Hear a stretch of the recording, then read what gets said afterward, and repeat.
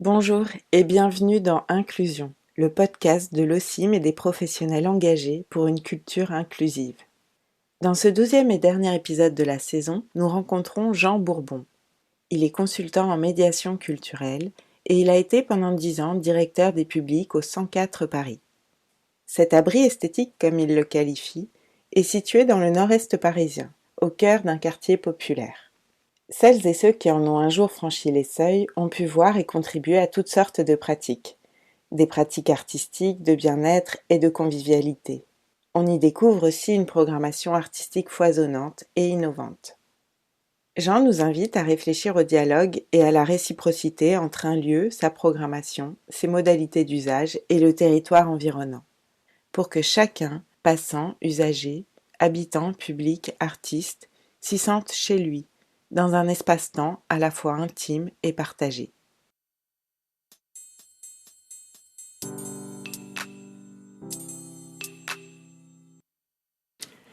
Quand on parle d'hospitalité, à propos d'un espace esthétique comme le 104, établissement artistique de la ville de Paris qui se situe dans le nord-est parisien, précisément dans le 19e, au cœur d'un quartier populaire, c'est la capacité d'un lieu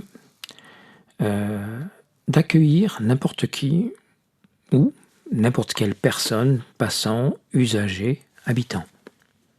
Au-delà de la question technique de l'accueil, à savoir accueillir des publics ou des usagers, de façon générale, on s'intéresse surtout au public, c'est-à-dire en l'occurrence les personnes qui, intéressées par une programmation, vont devenir publiques dans le lieu et donc doivent être bien accueillies pour pouvoir avoir envie d'y séjourner ou d'y revenir. Cette question d'accueil est largement dépassée par la notion d'hospitalité. La notion d'hospitalité fait quelque part disparaître le geste d'accueil. J'entends par geste d'accueil le fait de montrer qu'on accueille, mais rendre naturel le franchissement des frontières, des seuils du lieu, faire que finalement une personne qui va franchir ce seuil ne se sent pas accueillie, mais se sent chez elle, dans un espace qui est aussi le sien, auquel elle contribue, auquel elle participe à donner une dimension large, comme celle, je pense, actuellement du 104. Et finalement, en disant cela, on se rend compte d'une chose, c'est que l'hospitalité n'est pas univoque, elle est symétrique. C'est-à-dire qu'à la fois, si on se met dans une posture d'hospitalité, de capacité à accueillir n'importe qui, la personne qui, ou les personnes qui vont rentrer dans le lieu pour faire ce qu'ils ont à y faire, nous accueillent aussi dans leur univers et dans leur pratique. Cette notion d'hospitalité, elle est déterminante, car elle permet d'éviter l'instrumentalisation potentielle d'un accueil bien formaté. Je prends pour exemple certaines surfaces commerciales qui sont très douées pour mettre le chaland ou le client dans une posture consommatrice d'un espace et d'être accueilli avec d'ailleurs un calcul bien sûr, celui de pouvoir vendre des produits. Là, il n'y a pas de deal. Il y a juste une disponibilité, et d'ailleurs le maître mot derrière le terme hospitalité, c'est que pour être dans une hospitalité, il faut qu'il y ait une disponibilité d'espace, une possibilité que l'espace soit approprié, occupé par n'importe qui. Alors de cette question découle la notion de seuil. Le seuil, donc, c'est ce qui se présente au premier regard. J'arrive devant un lieu et je tombe sur quoi? Sur une façade, et l'endroit où je peux pénétrer, c'est le seuil. Et le seuil, selon comment je l'organise, comment je le rends franchissable, et selon les signes que j'y appose, que je produis, ça produira en miroir, en réponse, des pratiques variables par rapport aux personnes qui seront amenées à franchir le seuil. D'une certaine façon, le seuil, s'il est surjoué, s'il est défini comme étant l'espace de l'endroit où on rentre et quelque part l'endroit où on est adoubé comme public ou comme spectateur, ça devient une sorte de barrière à franchir, est de facto une barrière franchie uniquement par ceux qui s'y sentent autorisés. Et naturellement, en miroir, le seuil symbolique du passant qui va se dire « Ah ben, c'est pour moi » ou « C'est pas pour moi ». C'est pour moi naturellement parce que les signes qui sont là sont des signes probants par rapport à mes usages, à mes habitudes, à mes connaissances. Et puis le chaland qui dira pas en fait, il ne verra pas. Il ne verra pas, il n'imaginera pas que le franchissement soit possible. Parce qu'il y a une sorte de barrière, quelque chose à franchir, une garantie à donner. Et donc ce seuil-là répond aussi au seuil symbolique que chacun, selon son éducation, son histoire, a en soi, sur la façon de s'autoriser à franchir les seuils, notamment des lieux, mais c'est pas que ça peut se jouer aussi au niveau de la lecture, s'autoriser à lire, etc. Est-ce que je vais comprendre? Est-ce que ça va être pour moi? Et donc, pour être dans l'hospitalité, la question du seuil est déterminante parce qu'elle permet de travailler en nous-mêmes, dans nos organisations, dans notre façon qu'on a de communiquer, d'envoyer des signes, hein. C'est de veiller à ce que le seuil soit plutôt un endroit d'attraction, plutôt qu'un endroit d'empêchement, comme trop souvent il peut l'être.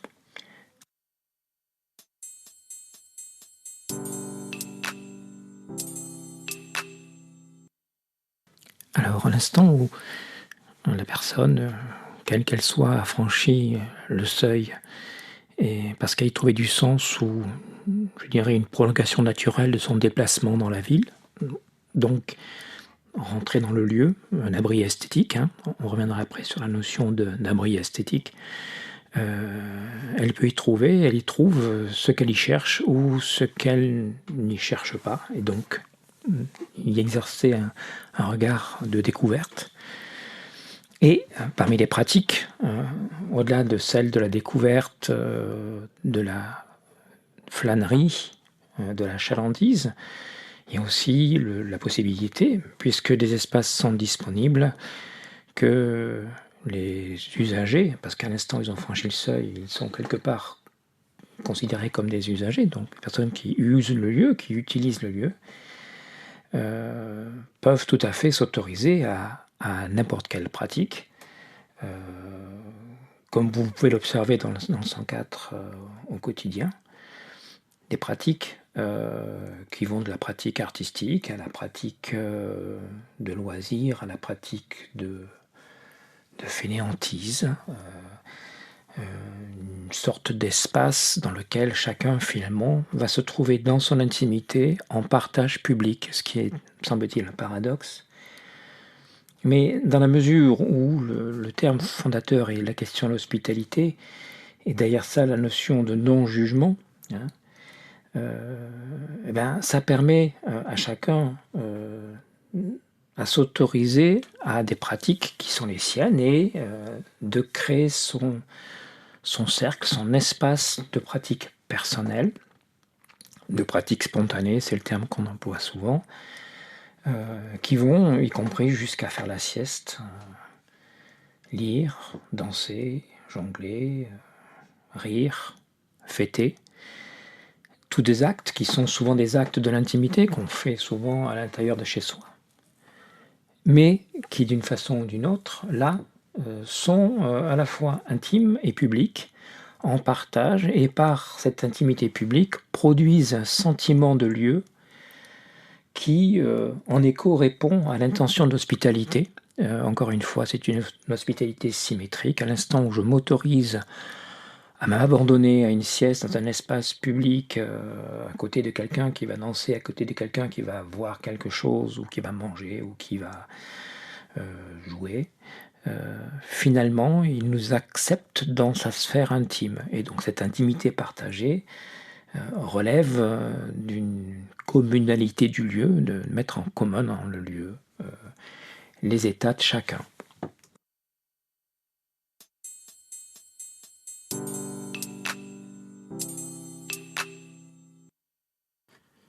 Bienvenue chez vous. C'est un terme paradoxal, d'accueillir quelqu'un chez lui. Voilà, l'idée qui prolonge la notion d'hospitalité dont j'ai parlé précédemment, c'est que la bienvenue, c'est qu'une personne se déplaçant pour franchir le seuil dans un lieu et venir y avoir une pratique, mener une pratique culturelle qu'elle aura décidée, et pas qu'on aura décidé à sa place, c'est qu'elle est la bienvenue et que déjà en venant, elle s'approprie le lieu à tel point qu'elle est déjà chez elle. Ça veut dire que les gestionnaires de l'équipement culturel de référence, que ce soit une bibliothèque, que ce soit un musée, que ce soit un théâtre ou autre chose, ne sont pas propriétaires de l'usage culturel qui sera celui des personnes, individuelles ou en groupe, qui vont franchir, séjourner, traverser, regarder dans un espace qui est le lieu qu'ils ont choisi.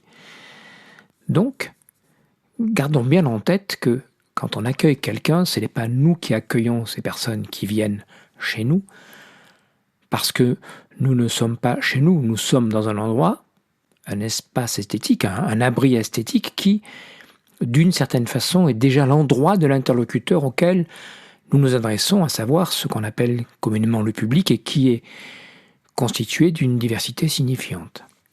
En ce sens, si je m'autorise à accueillir quelqu'un en lui disant bienvenue, je me permets aussi d'être accueilli chez lui, parce que c'est chez lui, l'endroit où il est chez nous. Et ce renversement d'hospitalité est déterminant, parce que sous-jacent, c'est la notion d'injonction culturelle qui est posée. À l'instant où, dans un espace donné, je vais dire à quelqu'un bienvenue chez nous, bienvenue dans cette bibliothèque, bienvenue dans ce théâtre qui est courtois et très agréable, mais qui n'est pas suffisant. Je ramène la personne au statut de consommateur, je le ramène dans une position d'infériorité parce que finalement, il sait moins que nous ce qu'il y a dans le lieu. Or, en l'espèce, dans le domaine de l'art et des pratiques culturelles, il n'y a pas de supériorité ni d'infériorité. Toute personne ayant le désir de franchir un espace pour y mener une pratique culturelle de curiosité ou d'échange ou d'expression, d'une certaine façon, elle en sait autant que nous. C'est ça qui est intéressant dans le rapport symbolique à l'art, c'est que chaque récepteur enrichit l'œuvre de son regard et de la parole qu'il peut y porter. Donc, quand on prononce la phrase « Bienvenue chez vous », on s'installe dans une posture d'égalité, de vraie égalité, au service de la circulation du sens, de l'échange et des expressions mutuelles qui produisent, d'un certain point de vue, un terreau favorable à l'expression de chacun. Et à travers l'expression de chacun, c'est aussi la façon que ça a de permettre à chacun de s'autoriser. En s'autorisant, c'est de prendre la parole. Et en prenant la parole, c'est la façon de raisonner, de penser seul et avec les autres, dans un espace où on peut le partager et qu'on peut ramener chez soi ensuite avec le souvenir de cet espace. Et qu'à partir de là, peut-être que c'est un des moteurs déterminants qui permet d'alimenter cette envie, ce désir de démocratie.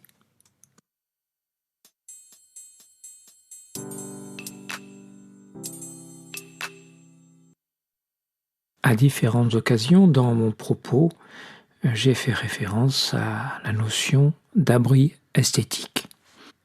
Tout ce qui a été dit auparavant ne prend sens que dans une logique de lieu, d'espace, dans un endroit donné, dans un espace esthétique donné. Donc j'entends par abri esthétique à la fois un espace dont la mission est l'accompagnement des processus artistiques à travers la notion de résidence de création, d'accompagnement artistique, de diffusion. Mais il serait dangereux de restreindre un lieu culturel, quel qu'il soit, à une stricte notion artistique produite par des artistes à travers tout le champ de la diffusion et de ce qu'on présente au public. Parce que, à travers tout ce que j'ai dit auparavant, les modalités du lieu dans sa façon d'accueillir, de rendre disponible, de favoriser les expressions multiples et diverses, les échanges, les rencontres, les découvertes, y compris les découvertes donc d'œuvres, mais pas seulement, tout ce champ-là produit en soi une esthétique, une sorte d'esthétique relationnelle, finalement au cœur du lieu. Donc un abri esthétique, c'est à la fois un lieu où les artistes trouvent toute leur légitimité, toute leur place et tous les moyens pour mener à bien leurs entreprises. Et c'est aussi le lieu où finalement chacune des personnes usagères du lieu contribue à l'esthétique générale du lieu, souvent d'ailleurs en miroir, parce que ce qu'on observe au 104, c'est que les pratiques spontanées sont dans leur très très très grande majorité des pratiques artistiques, alors qu'aucune indication, aucune injonction n'impose cela. C'est que finalement un abri esthétique, c'est un abri qui se crée par lui-même, même si nous posons des modalités, que nous tissons dialogue avec ce qu'on appelle communément le public ou les usagers et aussi avec les artistes. En même temps, on ne peut imposer cette relation esthétique car elle doit se révéler d'elle-même et tout notre travail consiste à mettre en place des modalités facilitantes telles que déclinées auparavant de façon à ce que cette relation esthétique se produise, s'invente, soit générée par les actes des uns et des autres en dialogue et en réciprocité.